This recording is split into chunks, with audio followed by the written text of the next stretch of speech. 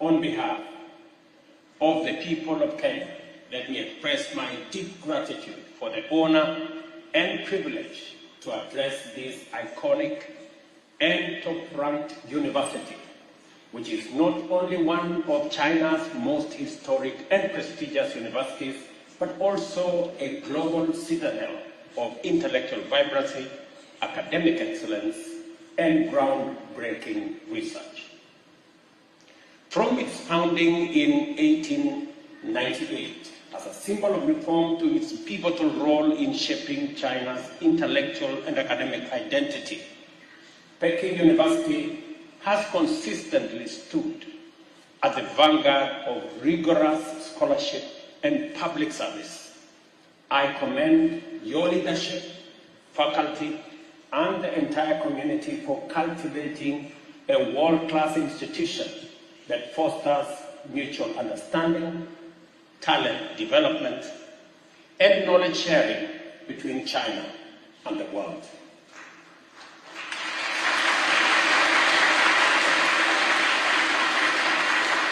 Peking University has played a pivotal role in China-Africa educational relations, having educated over 4,000 African students since 1956, including many from Kenya. We are proud of our academic collaboration, including the partnership with Kenyatta University in literature and cultural studies. These exchanges and the scholarships you provide are building lifelong people-to-people bonds and transforming lives in very tangible ways. Indeed, education is a pillar of our diplomatic partnership.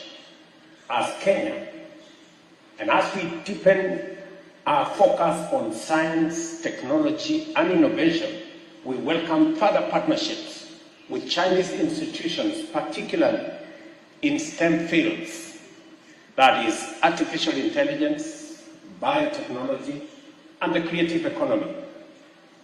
Kenya's Silicon Savannah is established at Concert Technopolis, and our upcoming National Artificial Intelligence Strategy offers a unique platform for cutting-edge collaboration between Kenya and China. Ladies and gentlemen, we gather at a time of profound and accelerated global change. From regional conflicts, economic shocks, and climate disruption, to cyber insecurity and demographic shifts, the challenges we face today are complex, interconnected, and urgent. But within these challenges are opportunities. Opportunities for renewed partnership, bold thinking, and reimagined global architecture. Africa and China have emerged as pivotal partners in this shifting landscape, bound by history, powered by mutual interest, and grounded in a shared future. 2 days after Kenya gained independence, in December 1963, China opened its embassy in Nairobi, becoming the 4th country to do so. Our ties have only deepened since, culminating in the establishment of a comprehensive strategic cooperative partnership in 2017.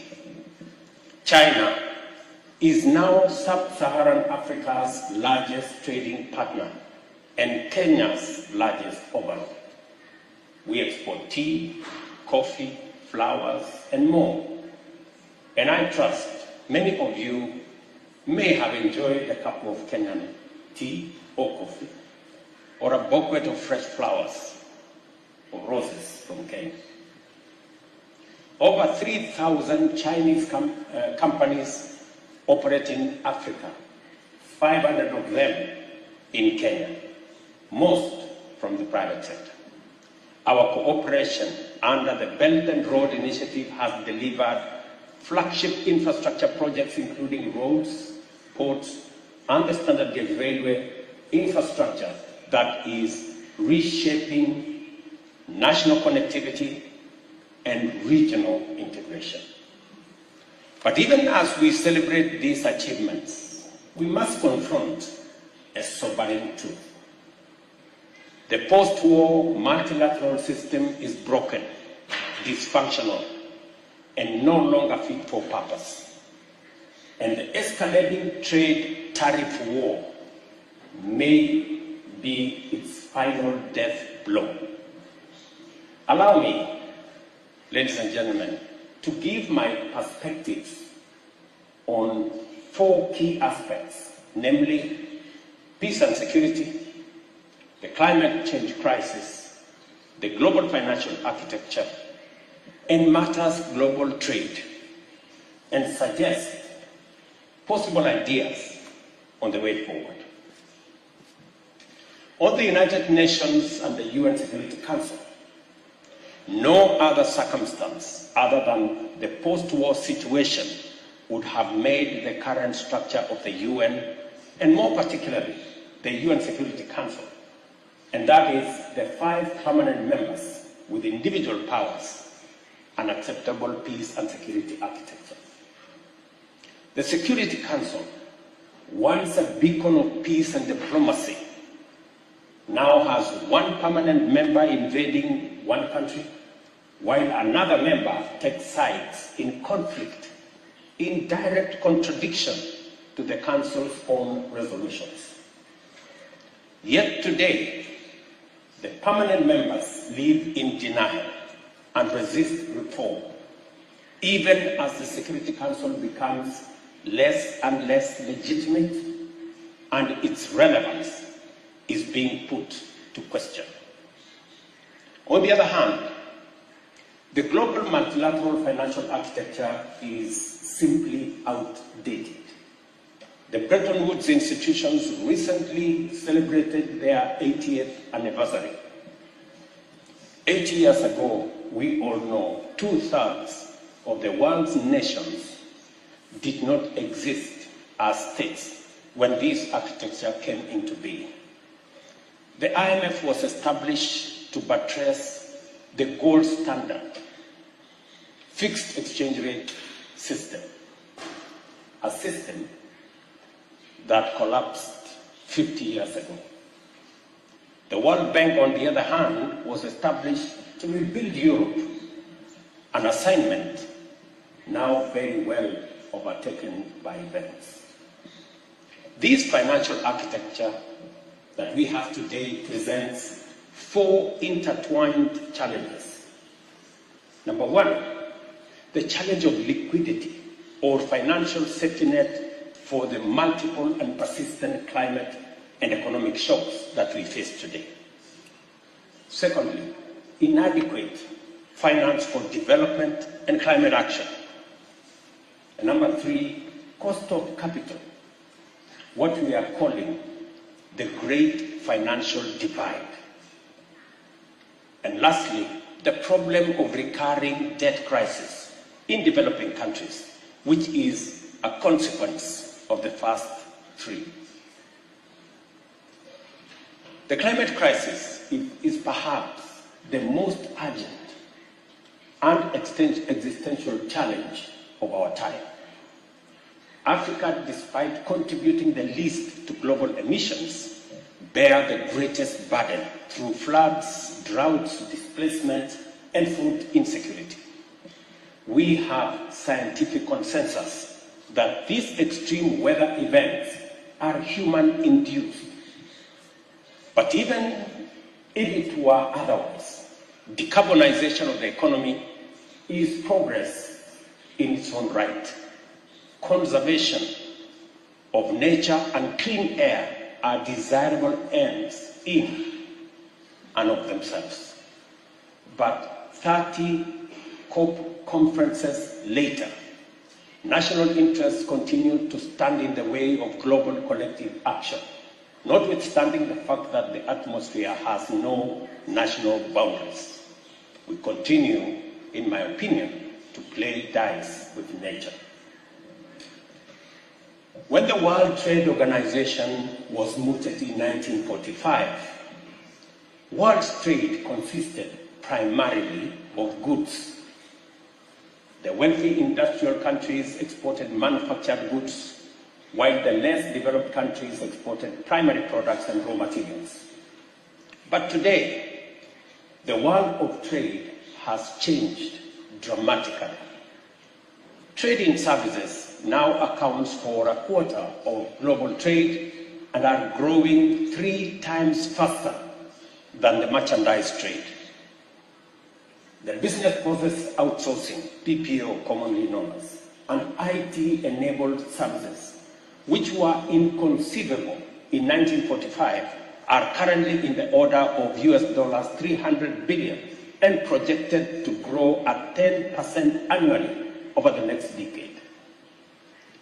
Trading services, particularly digitally enabled services, defies the traditional goods logic, as it enables professionals in developing countries to compete with their counterparts in industrialized countries with a lot of ease. But this leveling of the playing field goes beyond digital services. For example, affordable air travel enabled medical tourism to emerge as a growth industry. Ladies and gentlemen, having contextualized the situation as it is now, allow me at this point to suggest my views on where I consider the opportunities of the future to be. Let me put some context to this. For the first 45 years of its existence, the post-war multilateral system was shaped by bipolar ideological divide of the Cold War. This divide, the East-West divide, suggests that we are unable to overcome the bipolar of that era, or the bipartisanship or bipolarism of that era. Seemingly, there appears to be Cold War warriors that are unable to see a world that is not ideologically polarized and are determined to reinvent a polarized world by every means possible. In a world where globalization is no longer an option, but an existential imperative, any polarization is undesirable, unnecessary, and untenable. Two structural forces, in my opinion, have driven globalization, namely technology and demography. They are irreversible. Until very recently, perhaps no more than a decade ago, it was taken for granted that the industrialized West would maintain a competitive advantage in high technology industries, while the global South would remain in low-tech, labor-intensive, and primary goods industries. Today, disruptive, cutting-edge innovation can pop up anywhere in the world. The DeepSeek AI disruption and Kenya's revolutionary mobile money transfer technology are glaring signs of our times.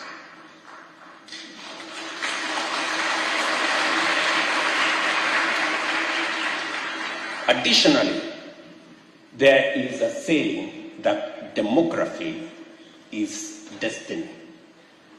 Economic development cannot be divorced from demographics. It is people who produce, and it is people who consume or provide a market. At the dawn of African independence in 1960, the combined population of the US and the European Union at 520 million was double that of Africa at 260 million.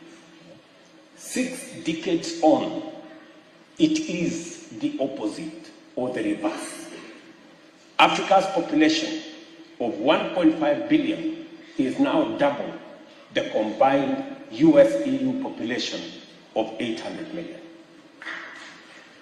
The demographic dynamic has an inevitability about it. Aging societies would want to reverse the trend, but there is very little they can do about it. So, inevitably, capital will have to flow to where the workforce is. At 19, Africa's median age is less than half of Europe and comparable to China's median age in the mid-70s. By 2050, Africa will account for a quarter of the world's workforce, the same proportion for China today. Let me tell you this. If the first half of this century belongs to China, the second half of this century belongs to Africa.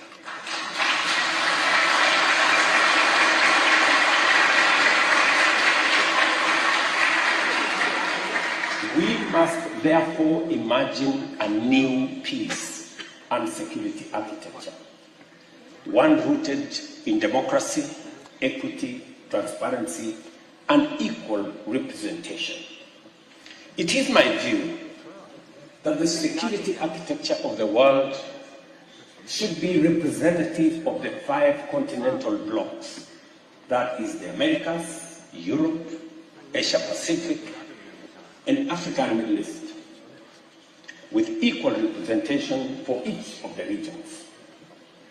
Seeing as Europe already has 3 members, France, the UK, and Russia, it seems reasonable to all of us that the membership for each region be set at 3, so that we end up with a total of 12 permanent members. Such a council would better reflect today's geopolitical realities and uphold the principle of sovereign equality among nations. On the other hand, global opinion is divided on whether the current international financial architecture can be reformed. Many people tell me it cannot. My view is that as difficult as it is still easier to reform this financial architecture, even though the latter would be a better option. At the heart of the Bretton Woods institution is a fundamental issue. These are shareholder institutions. At the time they were formed, the shareholders were also the primary stakeholders and beneficiaries. Both the World Bank and IMF have evolved into development finance institutions, but the ownership and power remains with the wealthy countries that they no longer serve.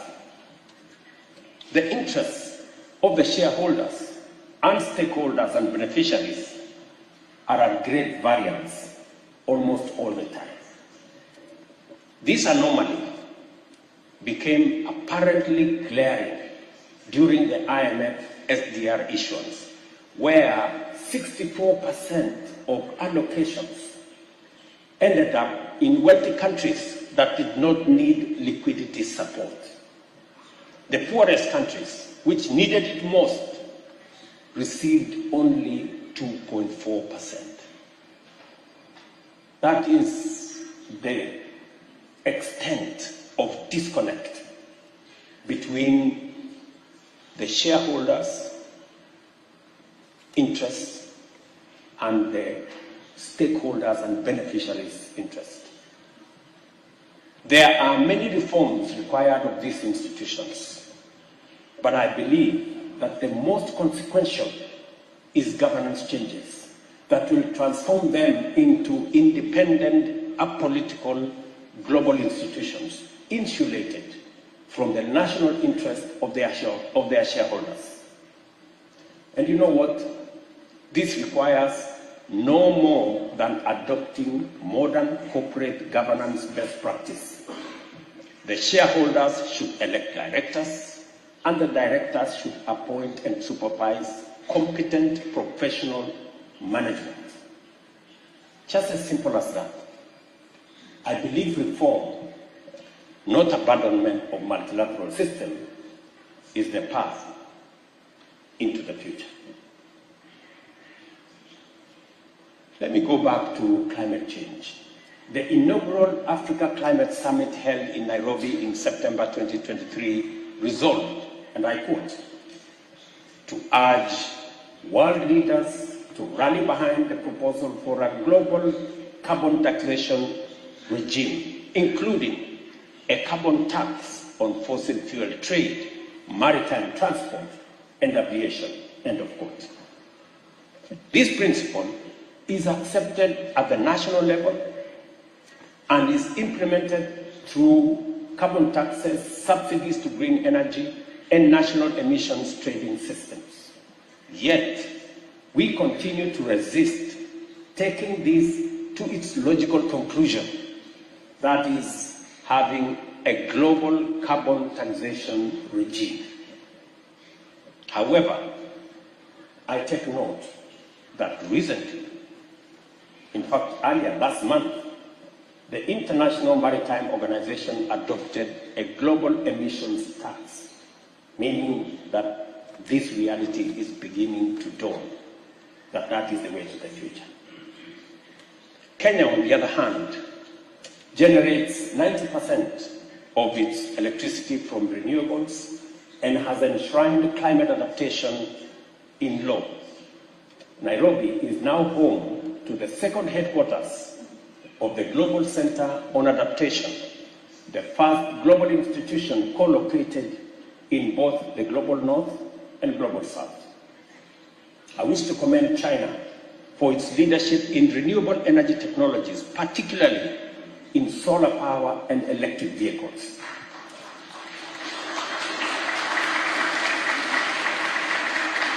Without China, many of these technologies would remain unaffordable for much of the developing world. Today, solar panels, e-bikes, and electric buses are commonplace in African towns. This is what meaningful South-to-South cooperation should look like. Ladies and gentlemen, as the world's trade system evolves, we must update our assumptions. While the language of international trade is framed on issues of trade between countries, much of trade now occurs within international supply chains of global cooperations. Actual trade flows are captured in export and import data, provide a very limited, maybe even distorted view of international trade. Let me share one perspective. Apple Corporation reported US dollars 391 billion sales in 2024, of which America's contribution of US dollars 167 billion, while the rest of the world contributed 224 billion of that 391 billion. In effect, more than 2/3 of its market is outside the United States. Nike, another example, reported sales of 49 billion US dollars, 21 billion in North America, and 28 billion from the rest of the world. By and large, America's global corporations generate between half and 2/3 of their business abroad. The question we have to ask is, how is this value distributed? When Levi's or Calvin Klein jeans are stitched in Kenya or Cambodia, then sold in China or India, with the profits accruing to the Global North Corporation, which share of the value is global trade and which is not? It's a question I hope some of the students in this university will explore.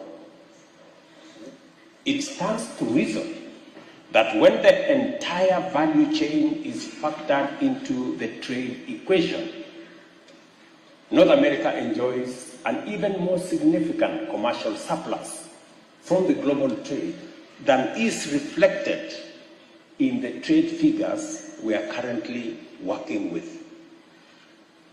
Indeed, this is the conclusion reached in a study by the European think tank Center for Economic Policy Research, published in 2024, which was titled Globalization and Profitability of U.S. Firms. Let me quote them. And I quote, "Lower trade barriers allowed North American firms to enter new markets and utilize their intangible assets to boost profitability.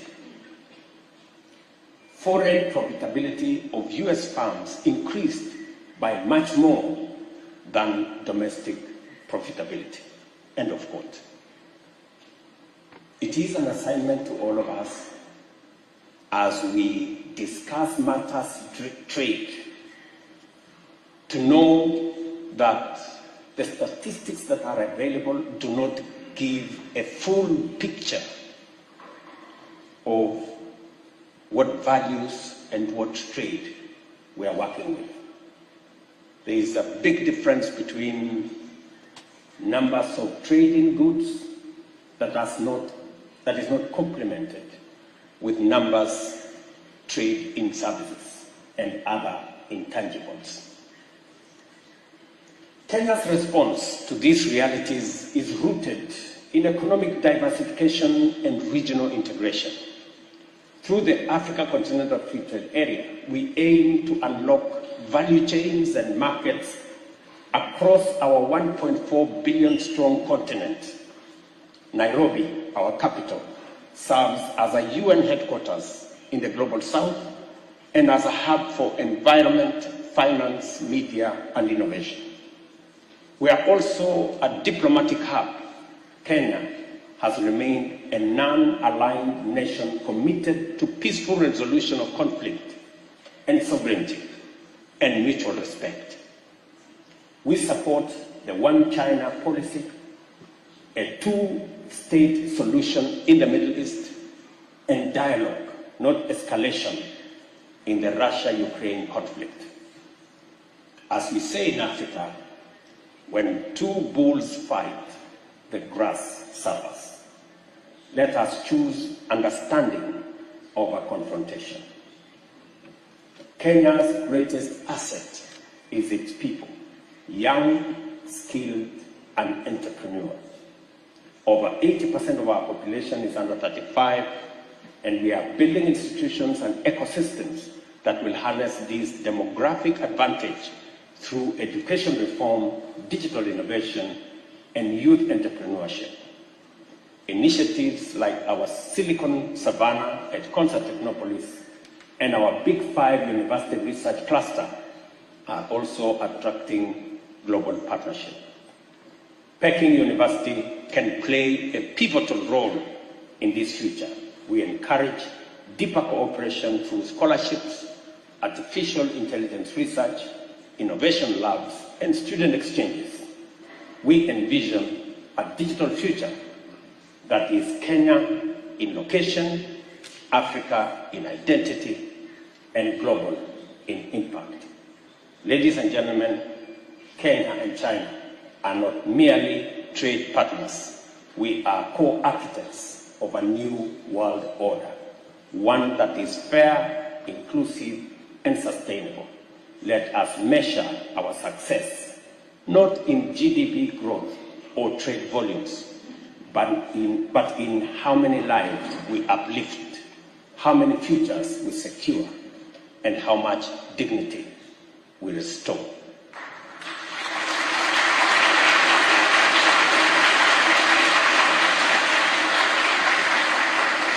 This visit, as the first African state visit to China this year mirrors my 2024 visit to the United States, the first African state visit there in 15 years. Perhaps, symbolically, Kenya can serve as a bridge between East and West, North and South, in an era of deepening geopolitical tensions. Let this be our shared legacy that China and Africa, through trust, vision, and partnership, help to build the foundation for a 21st century multilateralism that serves all humanity. I thank you.